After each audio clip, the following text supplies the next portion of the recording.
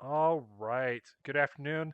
Uh, I am going to do a quick recap of Souls of Steel Session 2, which at the end of this last session, we actually finished the prologue and have named it Souls of Steel. I actually was supposed to be recording that entire episode, and when I went back to the recording, it was basically just a blank screen. The only thing that was showing was or the only thing that actually captured was the Discord voice of the one person we had playing remotely with us, uh, which, while getting their input would have been great, it kind of sucked that you didn't see any of it for the three of us that were playing in real person. Uh, but to start off our session, we did a quick recap, figuring out where John Smith and Shanti ended up ending last session. So if you don't recall, we ended session one with them finally defeating the Hesper. Uh, John Smith and Shanti were looking pretty good health wise, but Shanti was a little bit low on spell slots.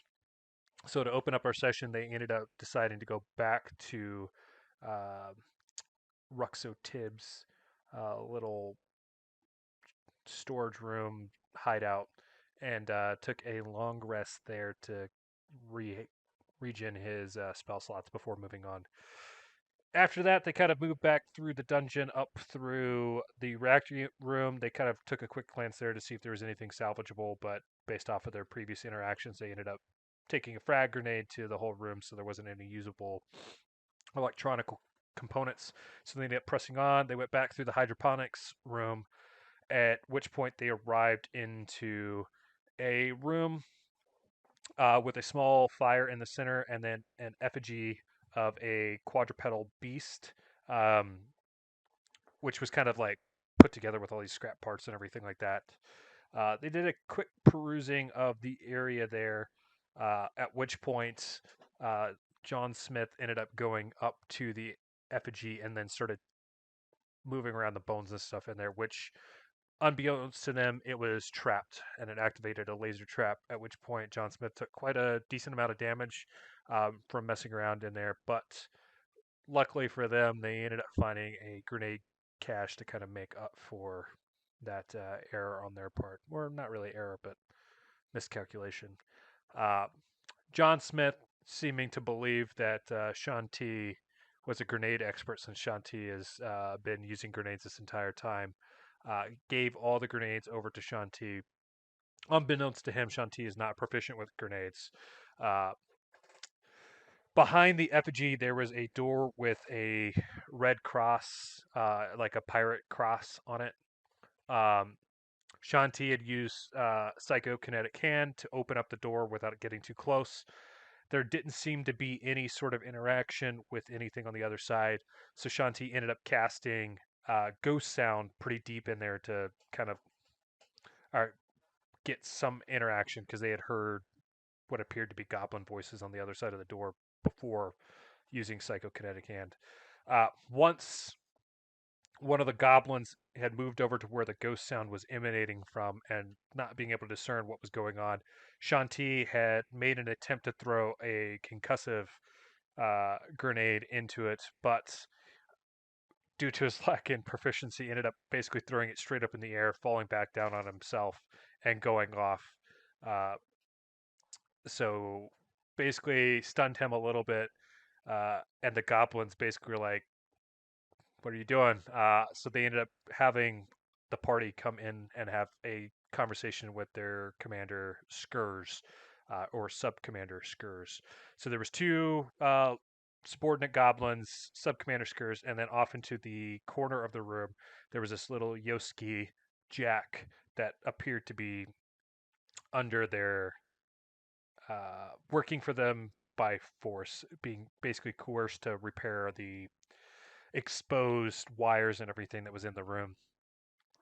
So they ended up having a conversation with Sub Commander Skurs. Luckily, uh, Shanti's diplomatic side kind of showed through, and he managed to convince the pirates to help them with tracking down Steel Talon. At which point they informed the party that Steel Town was a little bit deeper into the uh, downside level that we're currently on, and that he is weak to electricity damage, and gave them a what was it? An accurate hand coil, which is an electricity weapon that has the accuracy modifier, basically just increasing the chance to hit on it. Um, Shanti, ever the opportunist, also tried to sweeten the deal by having the Yoski join our party and help us kind of take out Steel Talon. Begrudgingly, the goblins agreed, mostly because they took this as an opportunity to get out while the getting was good. Um, they had kind of been living in this section of the level because they weren't too close to Steel Talon, so they didn't really get attacked by Steel Talon. And Steel Talon kept some of the other things like the Hesper and the Parathi at bay, so they weren't really getting attacked by those creatures due to the proximity to Steel Talon. In fact, they had mentioned that the effigy that was in the room prior to where they're currently ruling out of was a statue in honor of Steel Talon. After this confrontation, it was kind of agreed upon the goblins wouldn't be there when they got back. Basically, the goblins would vacate the area, and then the party would move on. As they kind of went down the corridor to where Steel Talon was, they saw a locked room off to the side.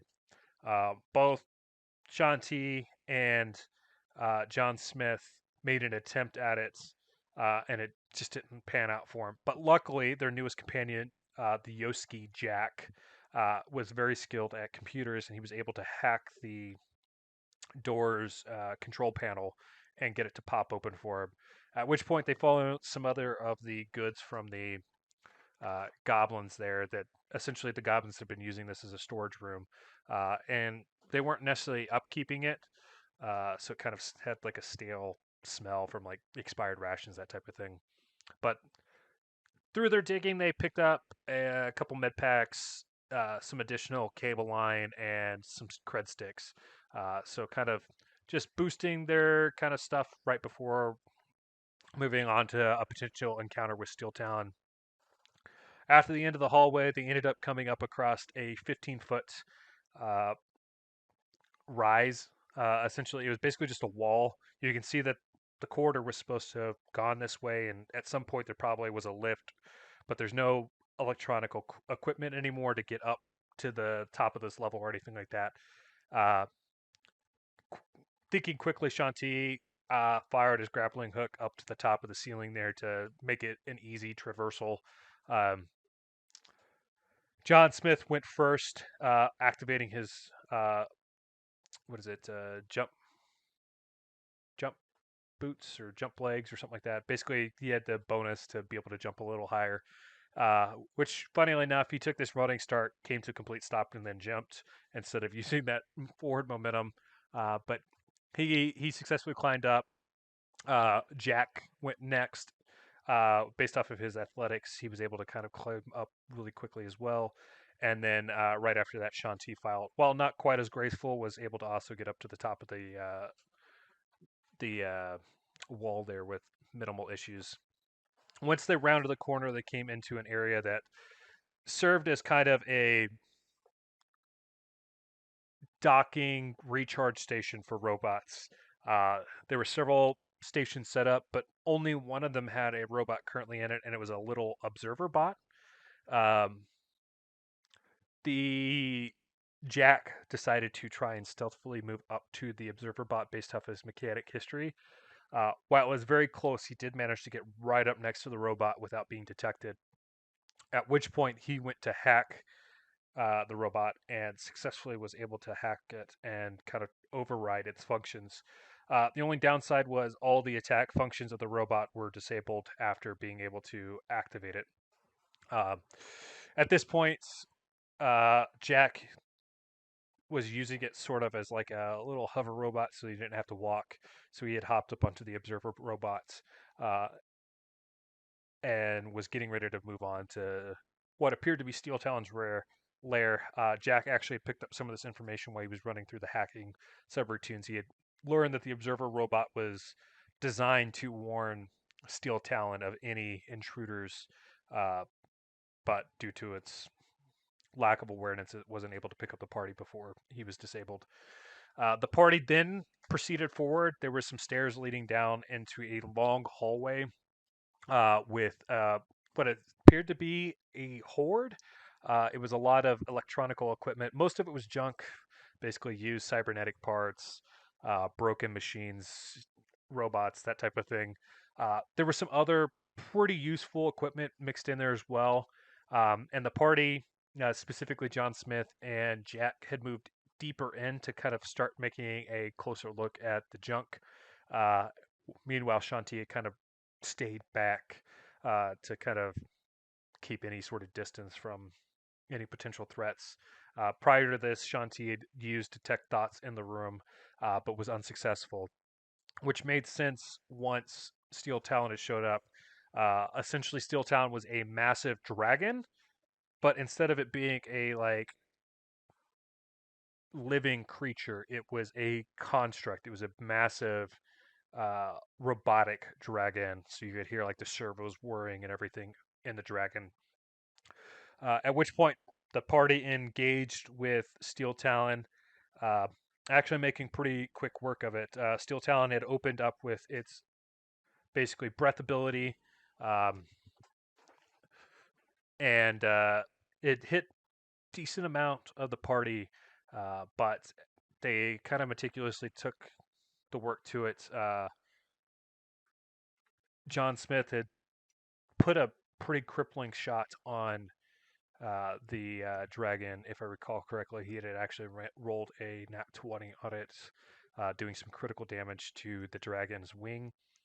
Uh, the dragon did another attack on John Smith in retaliation, doing a decent chunk of damage, but Shanti, being the natural mystic healer that he is, kind of mitigated any sort of damage that he had taken from the dragon. Once it came back around to the dragon's turn, it kind of the party recognized that this dragon might have some deeper level in intellect because it kind of recognized it was outmatched and immediately retreated out the side door of the dungeon. Uh, Went over to a what appeared to be a massive shaft, circular shaft that went 20 or 30 levels deep, and the dragon head went out and all the way down to the bottom of the shaft, with no real chance of the party being able to follow without taking quite a bit of work. The party ended up shifting through all of the junk there on the ground, where they located some thin plate armor, uh, a flame desco, which is a Besk weapon. Basically, it's like a forked um, battle staff, and with it being a flame variant, the prongs on it are made out of uh, basically like laser fire, sort of. A forked pistol, a ring of resistance, and about 800 credits worth of cred sticks. Um, Also amongst this, they found an emblem with the letters BRT on it, and they ended up taking all of this amongst them. Shanti ended up taking the ring of resistance. Uh, the other items went to John Smith, who ended up selling all of them later on. After getting these, the party kind of debated whether or not they should attempt to follow Steel Talon or not. Ultimately, it was kind of decided that due to how quickly Steel Talon had escaped and um, their lack of information on anything lower in the depths, they would go talk with Premex, Kumara, Melacruz first to one, get the reward for uh, taking out Steel Talon, or at least locating and driving him off, as well as kind of fill her in on what's going on before they uh, went back down. During their conversation with Premex, Melacruz, John Smith and Shanti made it pretty clear that they felt that they deserved additional rewards, and they brought up the emblem to Premex. At which point Premex kind of shut down, um, or kind of got very quiet, um, kind of whispering under her breath, "There's no way that this could be who they think it is." Uh, she had turned to the corner, and in the corner was a advisor, um, Wero Traxel, a large Vesk, kind of in kind of priestly attire.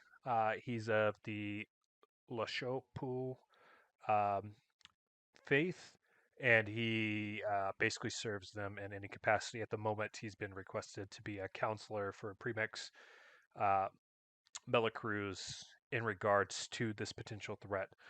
Premix basically asked him to join the party if they were willing to go back down and hunt Steel Talon and get additional information. As far as the reward, she had ended up changing it from the original 1,000 credits per party, and awarded each member of the party 1,000 credits each. Um, and that is where we ended up leaving off.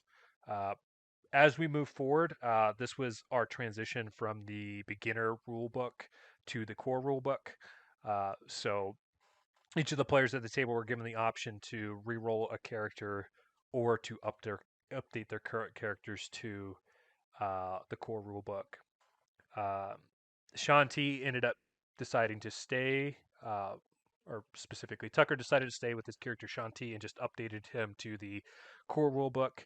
Uh, Colton ended up rolling a new character, so we'll get to see that in our next session.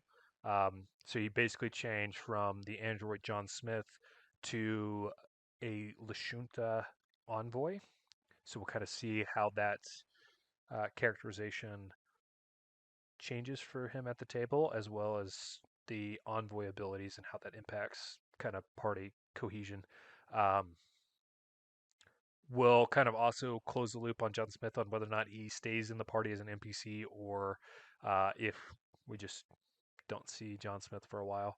Um, they'll also get the chance to interact with Wero Traxel, who appears to have more information on the BRT emblem and why Premex got a little bit quieter over that. The other player at our table, Evan, he's still on the fence on whether or not he's going to end up rolling a new character because this is another rule set to kind of learn. He's everybody kind of involved is pretty familiar with D&D, and this requires a little bit of a learning curve to kind of get up to date on the Starfinder features. So we may get to see Jack again, or kind of like the rest of them, Jack will be potentially an NPC that we kind of use or employ. Um, we'll kind of play it by ear. So they did that, re-rolling characters, updating characters to the core rulebook, and then they also started work on their ship. So kind of our game plan is once we close the loop on the Steel Talon stuff and get more information on BRT, uh, we'll kind of look at potentially hopping off of Absalon Station and moving towards the rest of the solar system. So they kind of worked on the baseline stats for the starship. So the only rules was that it had to be a medium starship with a hyperdrive functionality. So those were the only limitations to what they built. So currently, right now, we're looking at a Sharon style vessel, so kind of a living ship. The way we're kind of thinking of it is if you ever seen the TV series Farscape, that kind of some of the doors and stuff are like membrane sort of things. It's like a hybrid biological technological ship. That's currently what we're setting up. We may reassess, um, but it's got some decent statistics. I mean, they're all level 2 right now. They got to level up after the end of the session as well. So um, we'll kind of see where we go from here. I'm excited to keep pressing, especially with the who and what BRT is. And then, but anyways, this was just a recap. Sorry that we weren't able to get the actual footage. I was a little disappointed as well, just because uh, there was some really good RP that happened, specifically the whole encounter with the effigy and then into the space goblins there. Um, it was really good stuff, and I think I hit on some of the key stuff that happened that was really funny, but uh, obviously I can't do justice to the actual RP at the table, especially with Colton's robotic. conversations and his banter with Sean T and his Sean Connery sounding sort of accent. So uh, hopefully next session is no issues. I actually just picked up a website that might allow us to play online with minimal hiccups, just because um, right now we're operating out of books. But if the website works as good as it looks like it will, will give us a good opportunity to be able to see all of our ability scores, roll our characters without too many issues, and throw it up on Discord, kind of how we play our D&D stuff. But we'll kind of play it by ear. But I thank you guys for tuning in to our recap, and we'll see you guys next time. Peace.